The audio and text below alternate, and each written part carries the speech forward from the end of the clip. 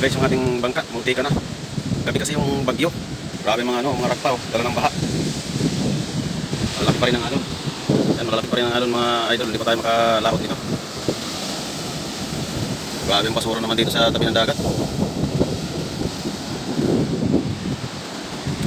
Nasira pala yung buhangin dyan nakaharang na na puluwang. Yan guys, yung nakikita nyo dyan ng bukid guys sa harapan guys, yun ang Burias na nakalikaw din dyan sa dagat. Yan ang Burias Island.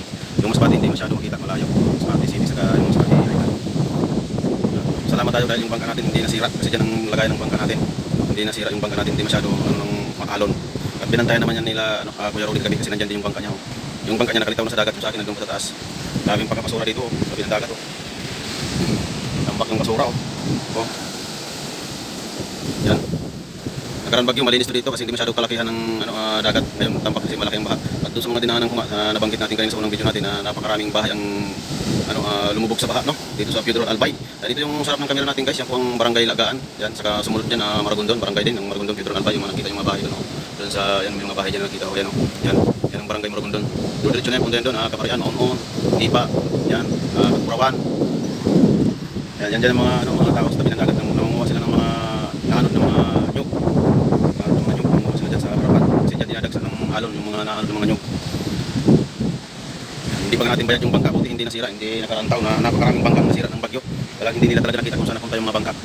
At dito naman, pwede naman dito ipasok sana sa kakahuyan yung bangka. Kaya kailangan may tao talaga nakabantay at marami sila para tulong-tulong kasi malaking alon. Malaking alon pa guys, pag ganito hindi pa tayo makalawat kasi delikado. Delikado to guys pag ganyan kalaki pa yung mga alon. Yan, hintayin natin na medyo magkalma yung alon, na medyo maglit-lit, pwede na tayo maglaot kasi pag ganitong September na, umpisa na yung laot. Sana tayo, majakpat din tayo dahil itong bangka binabayaran ko pa. At yung mga naipon-ipon ko din na minsan na nagastos din namin sa pagkain. Kaya malaki-laki pang ko dyan babayaran, no? Dahil nga yung bangka natin sponsor sana yan sa atin na bangka, kaso hindi naman yung mga nag-sponsor hindi naman nagbigay. Kaya ang ginagawa na lang ng bumili ng bangka natin hinuhulog-hulugan ko na lang. Yan. Kung mayroon tayong panghulog, magpahulog tayo. Pag wala, hindi man tayo makahulog. Kaya gumagawa tayo ng paraan para makaipon ng panghulog dyan.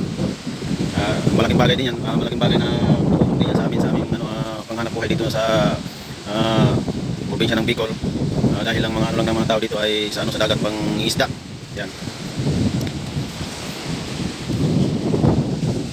Yan yung ating bangka. Yan ang bangka natin dyan guys, yung kulay green.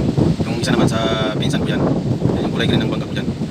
Yan. Maraming salamat mga idol. Thank you for watching at sa aking mga viewers sa aking